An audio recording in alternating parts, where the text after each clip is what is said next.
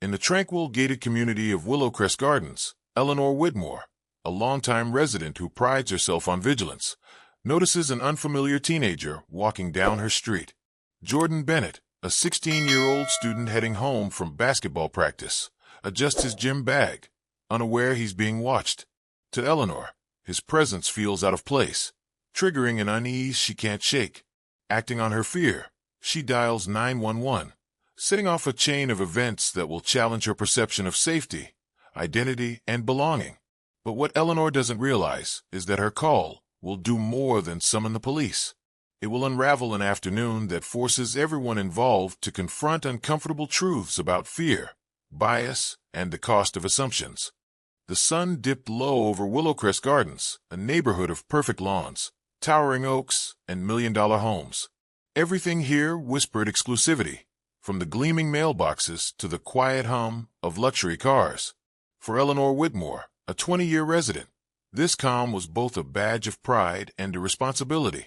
From her bay window, she watched over the street, alert to anything or anyone that seemed out of place. It wasn't nosiness, she told herself, just caution. Stories of crime creeping into neighborhoods like hers had made sure of that. But today, as her eyes locked on a tall, athletic teenager walking alone, something about him made her hesitate. It was during one of these routine observations that Eleanor first noticed Jordan Bennett. He was a tall, athletic teenager, his gym bag slung over one shoulder, walking with a confident stride along the neatly paved sidewalk. Eleanor had never seen him before, and that simple fact made her pause. She watched as Jordan adjusted his bag and glanced around, seemingly lost in his music, the glow of his headphones visible even from her distance. To anyone else, he might have looked like just another teenager on his way home after school. But to Eleanor there was something about him, something she couldn't quite put her finger on, that didn't fit the image of Willow Crest she had cultivated in her mind. She tried to shake the feeling, reasoning with herself. Maybe he was visiting a friend or cutting through the neighborhood to save time. After all, Eleanor knew nearly everyone on her street, and it wasn't uncommon for residents to have guests. But the longer she watched Jordan, the more her unease grew. His presence felt out of place to her, an interruption in the unspoken rhythm of the neighborhood. It wasn't that he was doing anything wrong. He wasn't peering into windows or loitering suspiciously. He was just walking. But in a place like Willow Crest, where familiarity was everything, the unfamiliar often felt threatening. Eleanor's mind began to churn with questions. Who was he? Where was he going? Why hadn't she seen him before? She glanced at the clock, noting that it was past the time when the local high school let out. Maybe he was taking a shortcut to another part of town. But then she thought about the gym bag, and a flicker of suspicion ignited in her thoughts. What if it wasn't gym gear? What if it was something else? Her pulse quickened as she imagined scenarios she'd seen play out in the news. A break-in, a robbery, a neighborhood shaken by a single bad decision. Eleanor knew she was likely overreacting. She prided herself on being rational, on not jumping to conclusions. But the seed of doubt was planted, and with every passing second it grew. Better safe than sorry, she thought. What harm could come from making a quick call to ensure everything was fine? It wasn't like she was accusing him of anything. She'd just let the authorities check him out just in case. If everything was fine, she'd feel better knowing she'd done her part to protect the neighborhood. Still, she hesitated, her hand hovering over her phone. For a moment she wondered if she was being unfair, if her unease said more about her than it did about Jordan. She shook off the thought almost immediately, convincing herself that her concern was rooted in logic, not bias. It wasn't about him, she told herself. It was about the neighborhood, about keeping things safe. And yet, as she pressed the numbers, a faint voice in the back of her mind whispered doubts she wasn't ready to confront. 911, what's your emergency? The operator's calm voice brought Eleanor back to the moment. She hesitated, glancing once more at Jordan, who was now pausing briefly to adjust his music. I'd like to report a suspicious person, she finally said, her voice steady but uncertain. She described Jordan as best as she could, highlighting his gym bag and the fact that she didn't recognize him. The operator asked if he was doing anything illegal, and Eleanor faltered. Well, no, not exactly, she admitted. But her concern was enough for the operator to dispatch officers to the area, assuring her that they'd check it out. Eleanor hung up, her heart pounding. She told herself she had done the right thing. It was better to be cautious, wasn't it? As she stood by the window, watching Jordan continue down the street, she felt a strange mix of relief and guilt. She hadn't wanted to believe she was overreacting, but a small part of her wondered if she was. What if he was just a kid walking home? What if he was harmless? But before she could dwell on the thought, the sound of sirens in the distance pulled her attention back. The police were on their way. Whatever happened next, it was out of her hands now. As the sirens grew louder, Jordan, just 2 blocks from his home, remained blissfully unaware of what was coming. The police cruiser was approaching, and within moments his quiet walk home would become anything but ordinary. Jordan adjusted the strap on his gym bag as he walked, oblivious to the decisions being made just a few houses away. He paused briefly on the sidewalk, scrolling through his playlist to find a new song, the music in his headphones drowning out the world around him. The weight of basketball practice clung to his body, a mix of exhaustion and satisfaction after hours of drills and scrimmages. For Jordan, the shortcut through Willow Crest Gardens was nothing unusual. His best friend Darius lived just a few streets over, and he had walked this way countless times. It wasn't unfamiliar territory, but today something felt different, though Jordan couldn't place what it was. As he resumed his walk, he noticed the sound of tires crunching against the pavement behind him, faint but drawing closer. At first he didn't think much of it. Cars passed through Willow Crest all the time, though usually with a deliberate slowness that mirrored the neighborhood's calm. But then came the sound of a police siren, sharp and startling.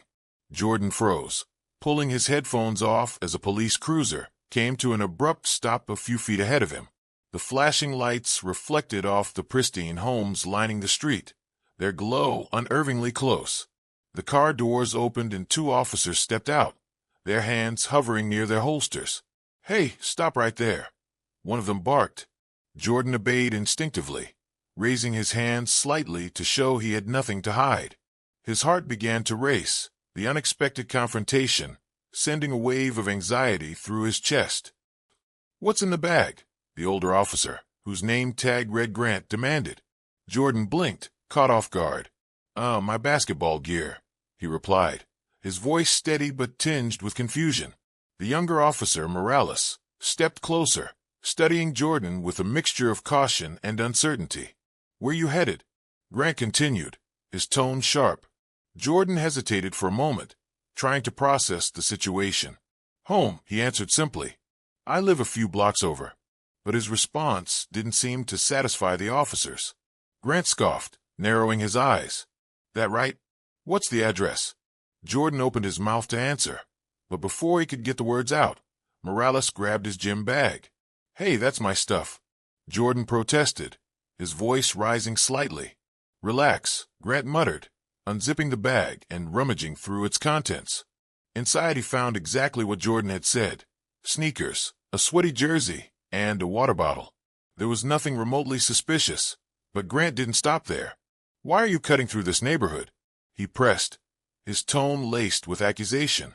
Jordan's frustration began to build, though he did his best to remain calm. "It's just a shortcut," he explained. "I'm not doing anything wrong." Morales glanced at Grant, a flicker of doubt crossing his face. "Maybe he's telling the truth," he offered quietly, but Grant wasn't convinced. "Then why'd someone call the cops on him?" He shot back, as though the act of being reported was proof enough of wrongdoing. Jordan felt the tension in the air thickening. He wanted to say more, to defend himself, but the words caught in his throat. He had heard stories like this before, stories his mom had warned him about, stories that didn't always end well. And as his thoughts raced, he noticed something over the officer's shoulders, a sleek black SUV pulling up fast and coming to a sharp stop. The sight of it sent a wave of relief through Jordan, though it didn't erase the fear still gripping him. The SUV's door swung open, and out stepped a woman who carried herself with a presence that demanded attention. Danielle Bennett, Jordan's mother and the mayor of Charleston, was not someone to be taken lightly. Jordan exhaled as he watched her approach, her sharp navy blazer and confident stride cutting through the tension like a knife. But while relief washed over him, the officers had no idea who they had just stopped or how quickly the balance of power was about to shift. And for Eleanor Whitmore, watching from the shadows of her window, the pieces were falling into place. She froze as realization set in. The suspicious person she had called the police about wasn't just a kid walking through the neighborhood. It was the mayor's son.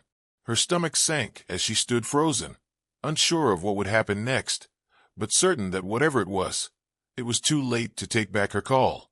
Danielle Bennett's heels clicked sharply against the pavement as she approached, each step deliberate, exuding authority. She wasn't running or yelling. She didn't need to.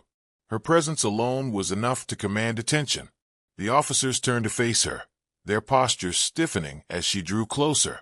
Grant, the older of the two, squinted, recognition flickering in his eyes as he finally registered who she was. Morales, younger and clearly less experienced, shifted uncomfortably, his gaze darting between Danielle and Jordan. Neither of them spoke at first, as though they were unsure of how to proceed. Jordan stayed rooted to the spot, his gym bag now slung limply in Morales's hand. Danielle's eyes moved from the officers to her son, assessing the situation in a glance. She could see the tension in Jordan's shoulders, the way he held his breath, trying to stay calm but clearly rattled. That sight, her son standing there under suspicion, questioned like a criminal in his own city, ignited something deep inside her. But Danielle had long learned the power of restraint. She didn't let her anger show. Instead, she stopped a few feet away from the officers, folding her arms as she addressed them with a calm precision that could cut through steel. "Is there a problem here?" she asked, her voice steady and controlled. It wasn't really a question, it was a challenge. Grant cleared his throat, straightening as though trying to assert authority he already knew he'd lost. "We received a call about a suspicious person in the area," he said, gesturing vaguely toward Jordan. Danielle arched an eyebrow, her expression unchanging. "Suspicious," she repeated, her tone laced with incredulity. Her eyes flicked to Jordan briefly before returning to the officers. "What exactly about my son looks suspicious to you?" Morales opened his mouth to respond, but faltered under her gaze. Grant, however, pressed on, unwilling to back down. "We were just following up on a call. We needed to confirm if he lives here." Danielle tilted her head slightly, her expression cool but razor-sharp. She reached into her pocket and pulled out her phone, tapping the screen a few times before holding it up for them to see. On the screen was Jordan's student ID, their home address, and a photo of the two of them at a recent community event. "This is my son," she said firmly. "And yes, he lives here, a few blocks over, to be exact." The silence that followed was deafening.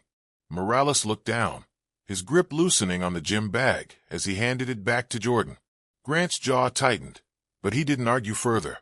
Danielle took a slow step forward, her gaze unwavering as she looked between the two officers. "So let me ask you again," she said, her voice steady but with a dangerous edge. "Did you stop him because he was suspicious, or because you assumed he didn't belong here?" Neither officer answered. They stood frozen, their authority stripped away by the weight of her words. Behind them, Eleanor Whitmore stood at her window, her stomach twisting into knots. She recognized Danielle now. Of course she did. The mayor had been on the news at community events, leading initiatives to improve the city. And now, here she was, defending her son on the very street Eleanor had called the police to protect. Eleanor's face burned with shame as she realized the gravity of what she had done. She had made a call out of fear she couldn't even fully explain. And now she was watching as that call unraveled into a confrontation that she could no longer control. Danielle's gaze shifted momentarily, catching sight of Eleanor in the distance. Their eyes locked for a fleeting moment, and Eleanor felt as though she'd been seen for exactly what she was, a woman whose fear had created a storm that didn't need to exist. But Danielle didn't dwell on her. Instead, she turned back to the officers, her voice cutting through the silence once more. "You searched his bag. You questioned where he lived. You assumed the worst, and now you stand here with nothing to show for it. Tell me, what would have happened if I hadn't shown up?" The question hung in the air like a challenge neither officer could answer. Jordan shifted uncomfortably, clutching his bag tightly as his mother's words sank in. For him, the encounter was more than just an embarrassment. It was a lesson, a painful reminder of how quickly his presence could be questioned, how easily his existence could be treated as a threat. But for Danielle, it was something deeper. This wasn't just about Jordan. It was about every child who had to navigate a world that looked at them with suspicion first and humanity second. And for Eleanor, still watching from her window, it was a reckoning she hadn't expected and wasn't ready for. Eleanor remained frozen at the window, her hands trembling slightly as she clutched the curtain. She could hear the faint echo of Danielle's words from where she stood, each one hitting her like a wave of guilt. For years she had thought of herself as someone who was careful, someone who acted in the interest of the community. But now, watching this unfold, she couldn't shake the realization that her call had set this entire event into motion. She hadn't seen Jordan as a teenager heading home after a long day. She had seen him as a threat, a disruption to the neatly ordered life she had built in Willow Crest Gardens, and now she was witnessing the consequences of that perception, stark and undeniable. Danielle's steady presence only heightened Eleanor's shame. The way she stood there, unwavering, defending her son with calm authority, it was a stark contrast to the panic Eleanor had felt earlier, the panic that had driven her to pick up the phone. Eleanor's mind raced, replaying her decision over and over. She hadn't meant for this to happen, she told herself. She hadn't meant to put a young boy through this. But those justifications felt hollow now, especially as she saw the look on Jordan's face, a mix of exhaustion, frustration, and quiet resignation. That look would stay with her long after the flashing lights disappeared. Danielle, however, didn't glance back at Eleanor again. She was entirely focused on Jordan and the officers, her voice cutting through the tense silence. "You know what could have happened here," she said, her tone sharper now. "You could have tackled him, arrested him, slammed him against the hood of your car, or worse." Her words hung heavily in the air, making everyone present shift uncomfortably. Morales glanced at Grant, his expression betraying his unease. Grant, for all his posturing earlier, looked down for the first time, unable to meet Danielle's eyes. Jordan remained silent, his grip on his gym bag tightening as he processed the weight of her words. Eleanor's stomach twisted further. Danielle's words weren't just directed at the officers. They were aimed at her, too, whether Danielle realized it or not. Eleanor could feel it, the unspoken accusation of complicity. She had been so certain she was protecting her neighborhood, but now she realized she had done the opposite. Her fear, her assumptions, had brought this disruption to Willow Crest. She had disrupted a boy's life, humiliated him in front of authority figures, and forced his mother to drop everything to come to his defense, all because Eleanor had felt uneasy about someone who looked like he didn't belong. Danielle stepped closer to Jordan, placing a steadying hand on his shoulder. It was a small gesture, but it spoke volumes. "Come on, baby," she said softly, her voice losing its edge as she addressed her son. "Let's go home." Jordan nodded, still silent, and together they turned toward the sleek SUV. As Danielle opened the door for him, she cast one last glance at the officers. It wasn't anger she gave them. It was disappointment, the kind that lingered long after words had been exchanged. Without another word, she climbed into the driver's seat, and the SUV pulled away, leaving Grant and Morales standing awkwardly by their squad car. As the flashing lights disappeared down the street, Eleanor felt the full weight of her actions settle on her chest. She stepped away from the window, her knees feeling weak, and collapsed into the nearest chair. She stared at her phone, still resting on the coffee table, the same phone she had used to make the call that had spiraled into this.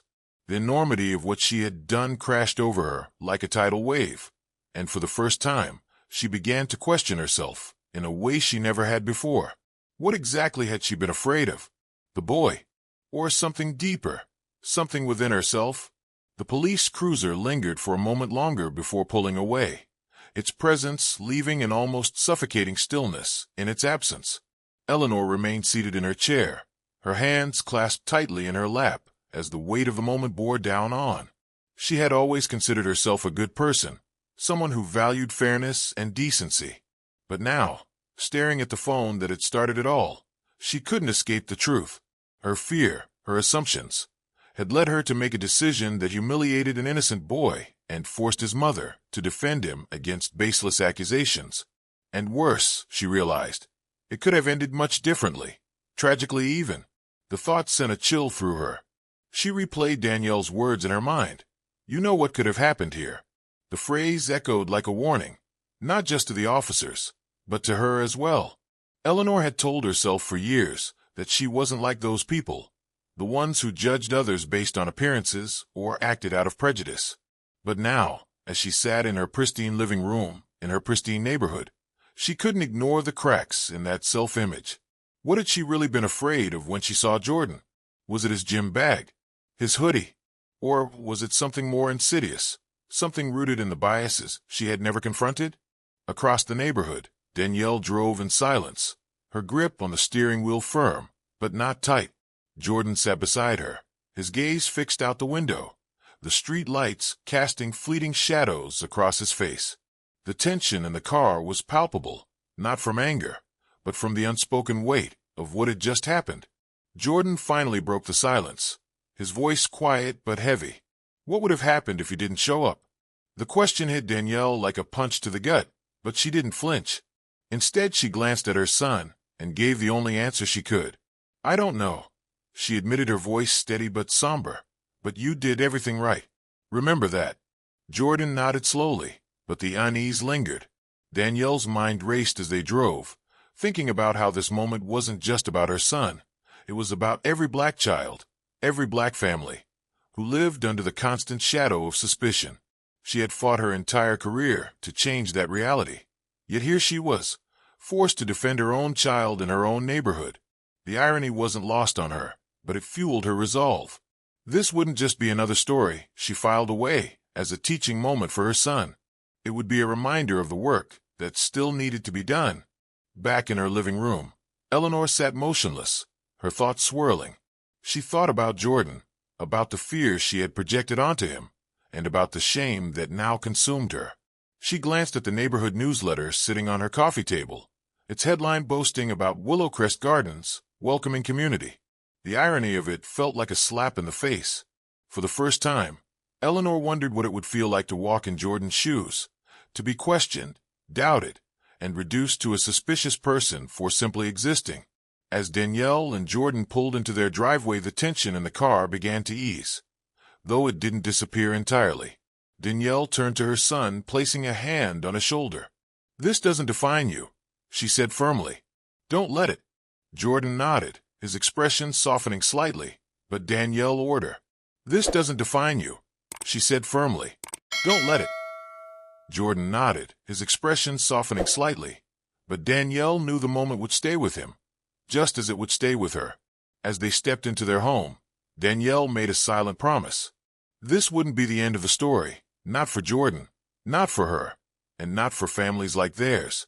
Across the street from where it had all unfolded, Eleanor stared at her reflection in the darkened window. She saw a woman who had always believed she was doing the right thing, who had convinced herself she was cautious, not prejudiced. But tonight that belief had been shattered. For the first time, she truly asked herself, what if the danger wasn't him? What if for the first time she truly asked herself, what if the danger wasn't him? What if the danger was me?